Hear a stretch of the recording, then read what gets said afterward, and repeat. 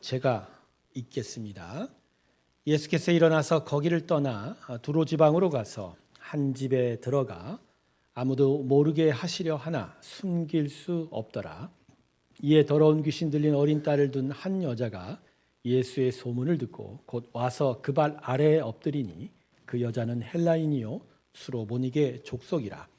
자기 딸에게서 귀신 쫓아내 주시기를 간구하거늘 예수께서 이르시되 자녀로 먼저 배불리 먹게 할지니 자녀의 떡을 취하여 개들에게 던짐이 마땅치 아니하니라. 여자가 대답하여 이르되 주여 올소이다마는 상 아래 개들도 아이들의 먹던 부스러기를 먹나이다. 예수께서 이르시되 이 말을 하였으니 돌아가라 귀신이 내 딸에게서 나갔느니라 하시매 여자가 집에 돌아가 본즉 아이가 침상에 누웠고 귀신이 나갔더라. 할렐루야. 우리 하나님께 영광의 박수 올려드리겠습니다. 아멘. 추석 연휴 잘 보내셨는지요? 네, 송편 맛있게 드셨습니까? 배탈은 안 나셨는지 모르겠네요. 다들 얼굴 보시니까 기쁜 추석이 된 것 같습니다. 한가위만 같다다. 그러나 풍성함이 우리 추석의 주제인데요. 여러분의 삶 가운데 풍성한 주의 은혜가 함께하기를 주님으로 축원합니다. 잠깐 기도하겠습니다. 하나님, 오늘도 주님 말씀 앞에 섭니다. 귀를 쫑긋 열기를 소망하오니 귀가 열리기도 하고 특별히 마음의 영혼의 문이 열리게 하여 주시옵소서. 성령의 감동으로 우리와 함께하여 주시기를 원하옵고 감사드리며 예수님의 이름으로 기도드립니다. 아멘. 자, 오늘 말씀을 이해하고 해석하기 위해서는요, 본문의 지리적 배경을 좀 이해하는 것이 좀 필요할 것 같습니다. 자, 먼저 본문 24절 한번 보실까요? 자, 본문 24절을 보면 지금 예수께서 일어나서 어디로 가신다고 그러죠? 거기를 떠나 두로 지방. 그럼 거기가 어디냐? 요 마가복음 7장 전에 6장을 보면요, 오병이어의 기적이 일어납니다. 오병이어의 기적은 갈릴리 호수 북쪽에 있는 벳세다 지역에서 일어난 것으로 알려져 있거든요.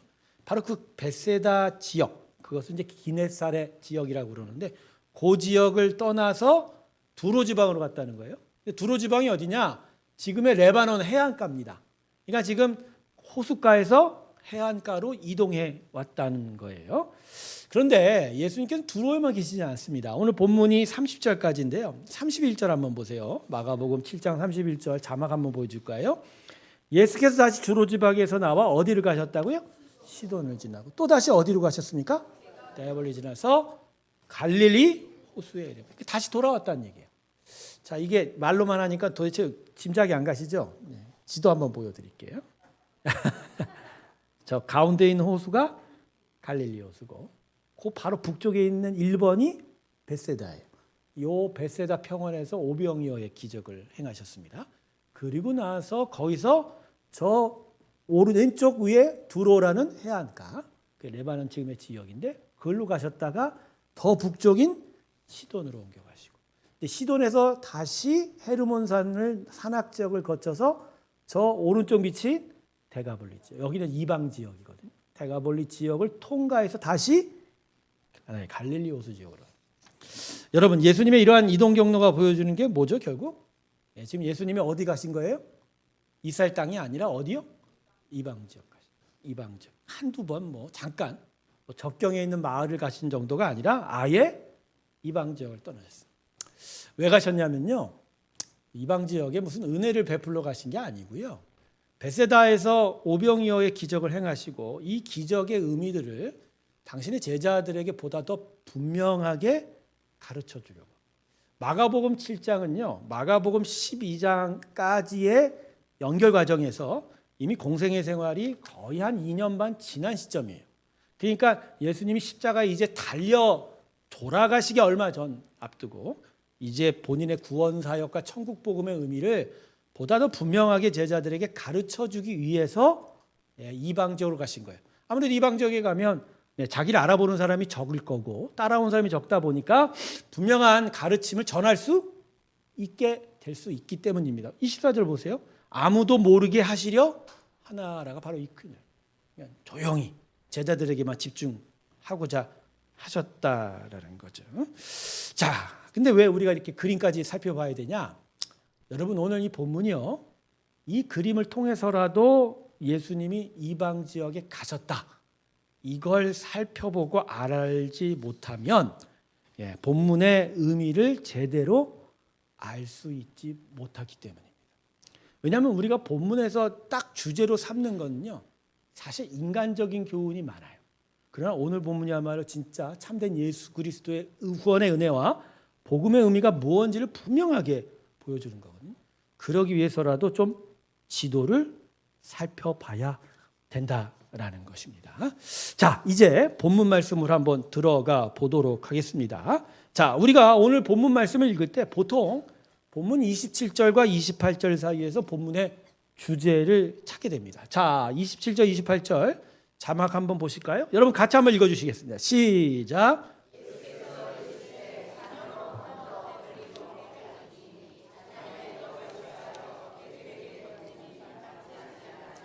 여자가 대답하여 이르되 주여 올소이다마는 상아래 개들도 아이들이 먹던 부스러기를.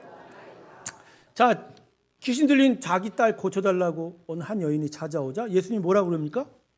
얘 뭐라고 그래요? 자녀로 먼저 배웁니다. 여기서 말하는 자녀는 비유예요. 즉 이스라엘 사람을 가리킵니다. 그러니까 나의 은혜는 누구한테만 준다? 이스라엘 사람한테만. 이스라엘 사람한테. 너같이 개 같은 이방인 사람들한테 난 줄 수 없다, 이런 식이에요. 사실 이 의미는 다르게 나중에 밝혀지는데, 그러자 저 여자가 뭐라고 얘기해요? 맞습니다. 당연히 자기를 개라고 하면 막 화도 나고 반항도 할 뻔한데 오히려 맞대는 거예요. 나 이방인 사람, 개 같은 존재입니다. 그런데 뭐라고 얘기해요? 그래도 상 아래 개들도 아이들이 먹던 부스러기 먹지 않냐. 그래도 은혜를 베풀어 주십시오. 자, 그래서 이 대화를 통해서 우리는 본문에서 우리가 하나님 앞에 서려면 이 여인과 같이 겸손하고 낮은 자세로 서 있어야 된다. 이런 교훈을 이제까지 이 본문 말씀을 통해서 얻어왔어요. 사실 이 이방 여인의 간절함은요, 우리가 하나님 앞에 어떻게 서 있어야 될까에 대해서는 많은 것을 배우게 하고 또 생각하게 합니다. 사실 오늘 본문의 사건은요, 마태복음 15장에도 동일하게 기록이 되어 있어요. 근데 이 마태복음 15장을 가서 보면 오늘 마가복음 본문보다 훨씬 더 이방 여인의 간절함이 인상적으로 기록이 되어 있어요. 자막 한번 볼까요? 자, 마태복음 15장 22절 23절 봅시다. 가나안 여자 하나가 그 지경에서 나와 소리 질러 이르되 주 다윗의 자손이여 나를 불쌍히 여기소서. 내 딸이 흉악하게 귀신 들렸나이다 하되. 그러니까 한 여인이 지금 예수님 쫓아와 갖고 계속 소리 지르는 거예요. 내 딸 귀신 들렸습니다. 고쳐주세요. 고쳐주세요. 소리를 너무 지르는 거예요. 그자 그 23절 보세요. 예수는 한 말씀도 대답하지 아니하시니 제자들이 와서 청하여 말하되 그 여자가 우리 뒤에서 소리를 지르오니 그를 보내서. 여러분, 이게 무슨 의미냐면요, 가령 여러분 앞에 누가 어떤 그지가 와갖고 막 귀찮게 해요. 한 푼 주시오, 한 푼 주시오. 한두 번도 얘기한 게 아니라 계속 10여 분을 따라오면서 계속 한 푼 주시오 하면 여러분 옆에서 뭐라 그럽니까? 귀찮아. 한 몇 푼 줘서 보내, 이런 얘기죠. 자, 지금 제자들이 보내소서라는 말이 이 말이에요. 너무나도 귀찮게 하고 소리 질러대고 계속 졸졸졸졸 따라오니까, 고쳐달라고 따라오니까 제자들이 뭐라 그래요? 예수님 아무 말도 안 하고 계시니까. 예수님 귀찮아요. 시끄러워요. 대충 고쳐서 돌려 보내주세요. 이렇게 얘기해요. 그러니까 이 여인이 얼마나 지금 간절한 마음이냐는 거예요. 얼마나 겸손하게 고쳐달라고 은혜를 구하고 있냐라는 거죠. 여러분, 저희가 성경에서 살펴보면요, 이러한 여인의 간절한 마음과 자세는요, 사무엘상의 한나와 함께 1, 2등 다춘다고 저는 생각합니다. 아마 간절함에 있어서는 아마 이 여인 따라올 사람 없을걸요. 이 여인이 아주 간절한 마음을 설 것을 우리가 이걸 통해서 배울 수 있다는 거죠. 하지만 오늘 본문이 가르치고자 하는 주제는 여기 있지 않아요. 이게 아니에요. 본문 25절에 따로 있습니다. 자, 본문 25절은 여러분 다시 한번 읽어보겠습니다. 자, 본문 25절 있습니다. 시작.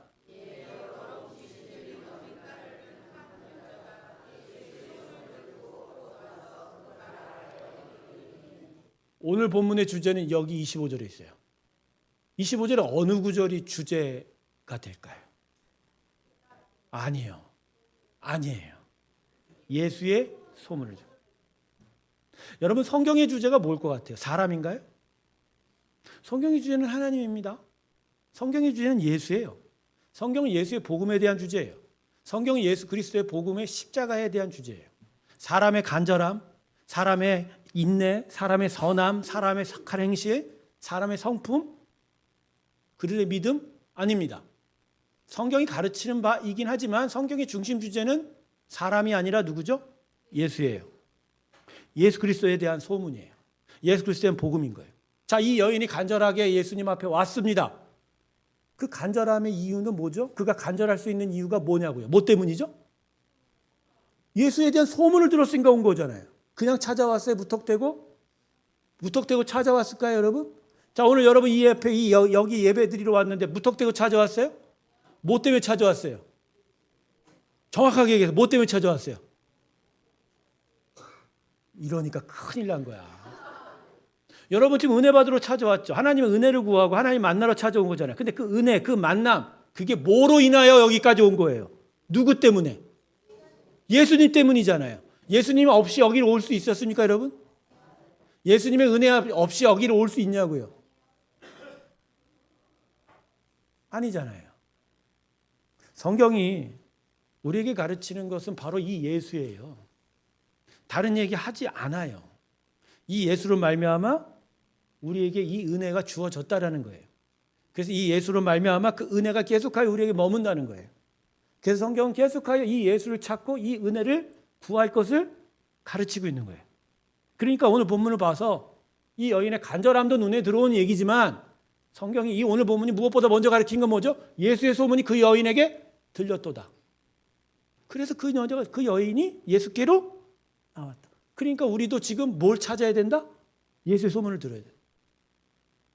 자, 이게 이제 겉얼개예요. 그러면 이것을 이 본문이 뭐라고 구체적으로 이야기할까? 이게 오늘 관건인 거죠. 자, 오늘 본문의 말씀은 그렇다면 우리에게 어떤 구체적 교훈을 줄까? 첫 번째는 오늘 예수님께서 이 여인에게 하신 말씀이 사람의 인생에 가진 그 태생적 한계를 지적하고 있다는 거예요. 자, 본문 26절 다시 보십시다. 오늘 이 마가복음 말씀은 아주 친절하게도 이 여인이 어떤 출신인 것을 아주 분명하게 꼬집고 있어요. 26절 보세요. 이 여인을 뭐라고 소개하죠? 헬라인이에요. 더더욱 구체적으로 무슨 족속이라? 가나안들의 여러 족속 중에 한 작은 족속 출신이라고 분명히 얘기하죠. 이러한 말씀은 이 여인에 대해서 이렇게 분명하게 꼬집고 있는 거예요. 이 여인은 이스라엘 사람 아니야. 누구라고요? 이방 사람. 이스라엘 사람 아니야. 이방 사람이야. 여러분 마가복음이 오늘 본문이 왜 이렇게 말씀하고 있죠? 그건 이 이방 여인이 태생적으로 절망적인 상황에 놓여 있다라는 것을 분명히 하게 하고 있는 거예요. 자, 우리가 서두에 그림을 찾아보면서까지 예수님의 이동 경로에 대해서 살펴봤습니다. 어떻게 보면 좀 과도하게 찾아볼 수 있어요. 그냥 뭐 대충 말로 하면 되는데. 근데 그 이야기를 왜 제가 했는지 왜 그럴까요? 이 여인은 이방 여인이고 이방 땅에 산다는 거예요. 하나님의 택함을 받은 아브라함의 후손인 이스라엘 사람도 아니고 이스라엘 땅 약속의 땅에 사는 사람도 아니라는 거예요. 이방 땅, 버려진 땅, 저주받은 사람들, 이방 사람이라는 거예요. 그거 아주 분명하게 못 받고 싶은 거예요. 더더군다나 오늘 본문에서 이 이방 여인을 향해서 예수님이 뭐라고 부르고 있어요? 뭐라고 부르고 있어요? 개라고 부르고 있어요. 왜 개라고 부르죠? 예수님 자기 말이 아니에요. 당시의 사람들이 얘기해요. 이스라엘 사람들은 이방 사람들을 개라고 불렀어요. 하찮다는 거예요. 미천하다는 거예요. 하나님께 버림받았다는 거예요. 아주 저급한 존재라는 거예요. 자기들은 택함받은 은혜의 사람이고. 자, 이런 입장에서 보면 지금 이 본문에 나온 이 이방 여인은 어떤 사람이에요? 절망적인 거예요. 어떤 것도 이 여인을 구원할 수 없어요. 이 여인에게 어떤 도움도 줄 수 없어요. 이방 땅, 버려진 땅, 저주의 땅, 저주받은 백성, 어떤 선함도 없고 어떤 은혜도 없는 백성이에요. 그 여인을 오늘 하나님께서 우리에게 소개하고 있는 거예요. 그러니까 예수님이 지금 이 여인을 나 은혜 못 줘 이렇게 얘기하는 게 아니라 사실은 너 개 같은 존재야 라고 하는 거야. 욕이 아니라 아주 비참한 존재야 너. 아주 불쌍한 존재야라고 비참하고 불쌍하게 보고 계신 거예요. 자, 이러니까 의미가 달라지죠. 마치 이 여인이 뭔가 택함의 은혜에서 제외된 어떤 그러한 존재라고 예수님께서 말씀하시는 것 같은데 본문을 들여다보니까 예수님은 지금 이 여인을 어떻게 보고 계시다고요? 불쌍하게. 불쌍하게. 저는 예수님이 이 여인에게서 느끼는 비참함을 한 개인에게 국한된 거라 보지 않아요. 죄를 짓고 타락해서 하나님의 은혜의 동산을 떠난 모든 인생에 대해서 하나님께서 이렇게 보시는 거예요. 에덴 동산을 아담과 하와가 떠날 때 하나님께서 직접 하신 일이 딱 하나 있어요. 그게 뭐죠? 여러분 기억을 되돌려 보세요. 창세기 3장 아담과 하와가 에덴 동산을 떠난 날 하나님께서 그들에게 뭘 해주셨죠? 가죽옷을 해주셨죠. 왜 해주셨을까요? 아니요. 에덴 동산을 떠나서 그들이 어디에 산다고 분명히 얘기하셨죠? 가시덤불과 엉겅퀴에서. 그때까지 이 아담과 하와가 옷을 입고 있었어요? 벗고 있었어요. 벗고 있었는데 그 땅으로 가면 핥히고 찔리고 아프고 고통당하고 슬프고 눈물이 많고 비참하게 살 거 아니에요. 근데 하나님께서 뭔가를 해주고 싶은 거예요. 그들의 비참함에 대해서 지금 다시 에덴 동산 들여올 수는 없어요. 그래서 나가는 그들에게 뭘 해주셨어요? 가죽옷. 어떻게? 모피코트에 딱 나타나라 하면 나와요? 우리 하나님은 그런 도깨비 요술방망이 갖고 있나요? 아니죠. 만드신 동물 중에 하나를 하나님께 직접 잡으신 거예요. 거기서 직접 죽이시고 피를 보셨어요. 여러분 이 세상에서 가장 먼저 피를 흘리신 분은 사람이 아니라 하나님. 그거 왜 그럴까요? 하나님은 아덴 동산을 떠난 그 이후부터 사람에 대해서 보는 관점이 딱 하나예요. 비참한 거예요. 불쌍한 거예요. 그리고 스스로 구원할 수 없는 거예요. 여러분 사람의 인생은 과연 어떤 것인가라는 질문에 여러분은 뭐라고 답을 달겠습니까? 저는 그 답을 어네스트 헤밍웨이가 지은 소설 노인과 바다로 답할 수 있다고 저는 생각합니다. 여러분 노인과 바다라는 소설 잘 아시죠? 아주 짧은 글이에요. 주인공인 산티아고라는 노인이 바다로 물고기를 잡으러 갔는데 무려 84일 동안 단 한 마리의 물고기도 잡지 못합니다. 그러다 85일째 되는 날 자신의 배보다 엄청 큰 5m나 되는 700kg나 되는 큰 청새치 하나를 잡게 됩니다. 근데 이 큰 놈을 잡으려니까 사투를 벌인 거죠. 맨손에 낚싯줄을 쥐고서 그거와 씨름하느라고 피가 나고 살이 찢겨가는 희생을 치렀어요. 결국 이 산티아고가 이 고기를 잡나요 못 잡나요? 잡아요. 엄청난 소득을 올린 거예요. 84일 동안 기다린 보람이 있는 거예요. 너무너무 커서 배에 실지를 못해요.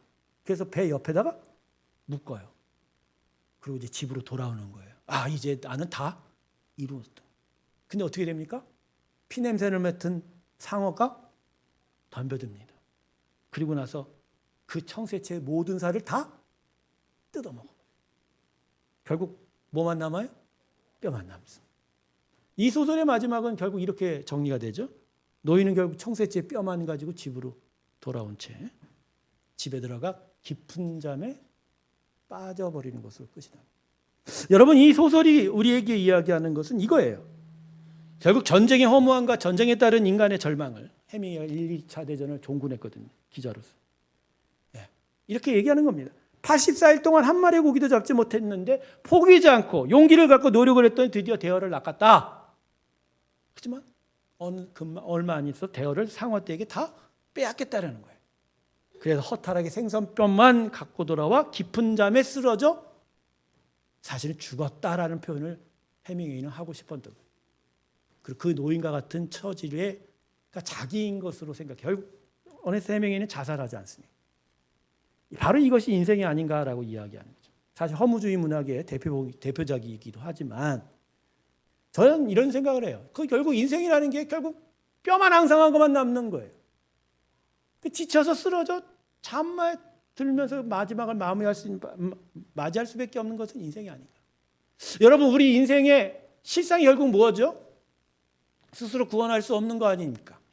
스스로 도움을 얻을 수도 없고 스스로 어떤 것도 얻을 수 없는 소망 없고 절망밖에 없는 인생이 아니라라고 하는 거예요. 여러분 왜 하나님께서 이러한 여인의 모습을 우리에게 소개하고 있는 걸까요? 예, 여러분, 우리가 진짜 그렇다는 거예요. 여러분, 신앙생활을 오래 하다 보니까 내가 얻은 구원이 어떻게 보면 나의 노력과 공로로 얻어진 것 듯한 생각을 하게 될 때가 있어요. 그게 어떤 부분이냐면 세상에 있는 사람들과 우리를 비교할 때예요. 세상에 있는 사람과 우리를 비교하면서 우리가 마치 그들보다 우위에 있는 것처럼 생각할 때가 참 많습니다. 그들은 거룩하지 못해. 그들은 세속적이야. 그들은 탐욕이 많아. 그들은 악한 행실에 많이 빠져 있어. 생각이 잘못돼 있어. 하나님을 알지 못해. 근데 우리는 하나님을 알고 선한 행실을 하고 거룩해. 그래서 마치 내가 은혜를 받고 구원의 삶을 사는 것이 마치 마땅하다라는 생각을 하게 될 때가 많습니다. 근데 정말 그런가요? 여러분, 정말 그래요? 정말 그럴까요? 여러분, 그들과 우리의 차이가 뭐죠? 그래서 내가 잘났나요? 우리가? 분명히 말씀드립니다. 그들과 우리의 차이는 아무것도 없어요. 어떻게 보면 우리가 더 악할 수 있어요. 근데 왜 우리는 여기 있고 왜 그들은 저 밖에 있나요? 그건 오직 은혜 외에는 설명이 안 돼요. 은혜가 뭐죠? 내 스스로 내가 무엇을 얻을 수 있나요? 없어요. 내가 뭐 얻는 거, 내가 얻어야 되는 거예요. 내가 얻어야 되는 거예요. 내가 할 수 있는 게 아니에요. 하나님이 주셔야 돼요. 그 은혜가 있었기에 우리가 여기 있는 거잖아요. 여러분, 그 은혜 없이는 우리는 스스로 구원받을 수 있습니까? 없어요. 어제 제가 좀 몸이 너무 안 좋아서 울었어요. 얼마나 안 좋으면 울을까? 그래서 제 아내가 그런 얘기를 하더라고요. 몸이 아픈 것도 감사야. 감사합니까? 라고 하더라고요. 아픈 사람한테 감사하냐고 물어보면 참. 근데 감사합니다. 왜냐면요. 지금 나는 아파도 그래도 편한 자리에 있어요. 근데 만일 이 시간 총탄이 빗발치는 저 우크라이나 전쟁터나 가난과 기근으로 고통당하는 저 아프리카 현장의 어떤 그 한 사람을 생각을 해봅니다. 내가 왜 거기 안 있고 여기 있을까요? 그 거기 있는 사람은 여기 안 있고 왜 거기 있을까요? 무슨 차이가 있죠? 그 사람은 저주받았고 나는 축복받아서? 내가 잘나서? 내가 무엇이 나아서 왜 나는 여기 있고 그들은 저기 있죠? 여기 아파요. 뭐 그동안 살아온 인생이 저도 그렇게 순탄한 건 아니겠죠. 그럼에도 불구하고 나는 하나님을 알잖아요. 하나님의 은혜 가운데 있잖아요. 그러다 보니까 제 아내의 말이 맞는 거예요. 아파도 감사한 거예요. 이유가 뭘까요? 예, 그 모든 것 위에 하나님이 나한테 뭘 주셨다고요? 은혜를 주셨어요. 은혜를 주신 거예요. 그러면서 그 은혜 받은 거 앞에서 우리 인생이라는 게 이렇게 비참한 거예요. 이렇게 고통스러운 거예요. 그렇게 아픈 거예요. 물론 때때마다 사랑하는 사람들과의 나눔과 또 하나님의 여러 공급들이 우리를 기쁘게 하지만 인생 자체는 결국 구원받지 못할 수밖에 없는 절망적인 상황이라는 거예요. 그게 이 온 지구 안에 가득 차 있다는 거예요. 가득 차 있다는 거예요. 그러니까 오늘 예수님이 이 본문을 통해서 그 얘기를 한 거예요. 제자들을 가리키러 이방 땅에 갔는데 그 이방 땅에서 저주받아서 하나님의 은혜 자체를 알지도 못한 채 고통당하는 한 여인을 보면서 슬피 우신 거예요. 너야 진짜 이 여인은 개 같구나. 이 개 같은 여인, 이 비참한 고통스러운 이 현실을 과연 저가 어떻게 헤어나올 수 있느냐라는 거죠. 근데요, 이 이방 땅에 무엇이 들려요? 예수의 소문이 들린 거예요.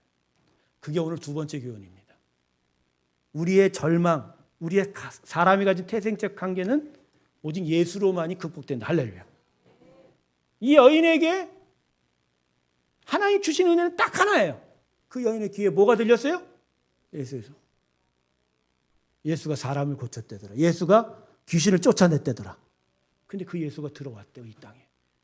버림받고 저주받고 그 어떠한 돌봄도 받지 못한 우리 땅에 예수가 오셨대. 쫓아가는 거예요. 그러니까 간절해지는 거예요. 이거 놓치면 안 되니까. 어떻게든지 붙잡아야 되니까. 이 여인이 보는 거 보십시오. 소리 지르면서 결국 예수님 앞에 바짝 엎드려요. 그리고 자기가 뭐라고 얘기해요? 개라고. 이건 자기에 대한 조롱과 경멸의 의미가 아니고요. 난 아무것도 할 수 없어요, 하나님. 나는 아무것도 없어요. 오직 당신뿐이에요. 당신이 오늘 그 상에서 저 이스라엘 사람에게 주었던 그 은혜의 부스러기만 해도 나 주시면 내가 살겠나이다. 내가 살겠다. 예수의 소문이 그들에게 임했대. 그녀에게 임할 때 그녀는 결국 구원을 얻을 수 있었다는 거죠.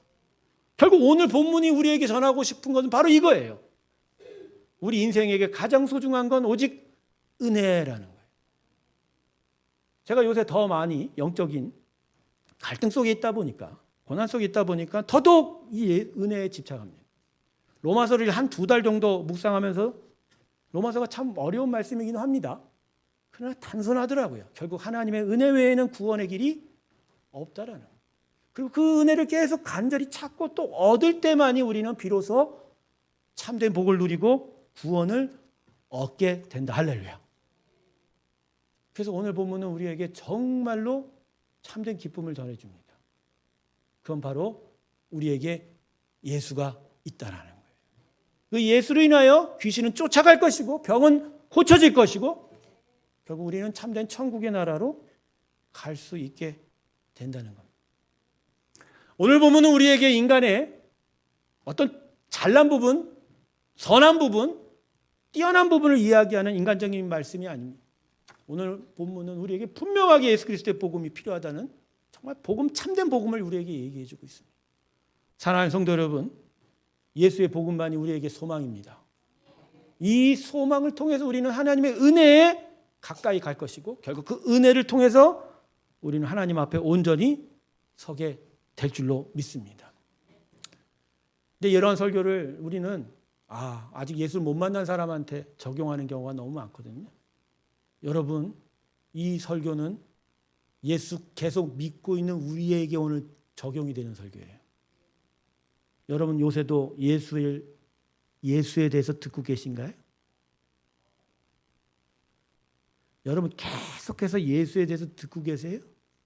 여러분의 눈이, 여러분의 마음이 예수를 찾고 예수를 갈망하며 그 예수의 그 천국 복음의 그 놀라운 기쁨 가운데로 나아가고 있습니까?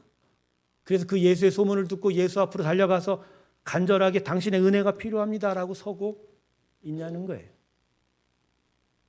예수는 한 번 만나서 우리에게 모든 것이 되시는 분이 아닙니다.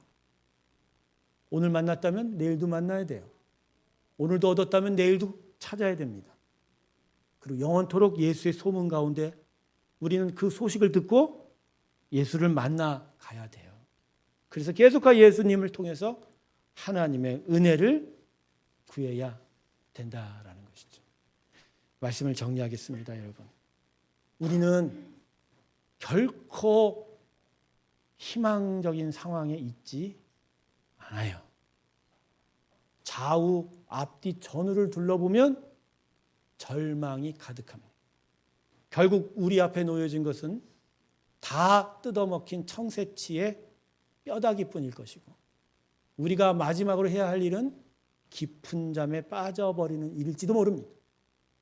그러나 우리에겐 절망의 상태 속에서 완전한 소망이 주어졌다는 거예요.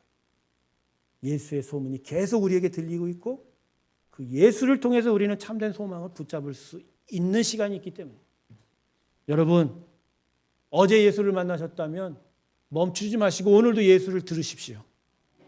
오늘도 예수의 복음을 계속 접하십시오.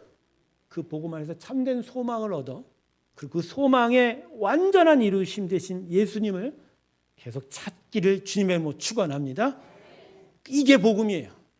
이게 오늘도 하나님이 우리에게 가르쳐 주시는 귀한 은혜인 것을 기억하면서 오직 예수를 통해서